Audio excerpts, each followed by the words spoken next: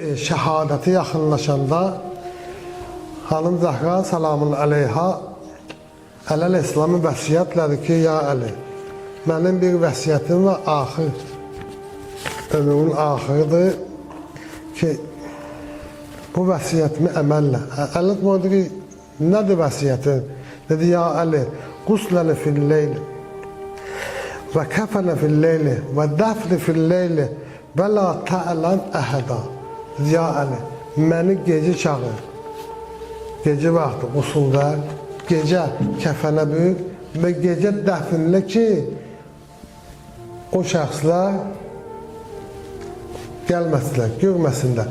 Mənim namazımda, mənim dəfnimdə iştirak eləməsinlər. O da qədər hələ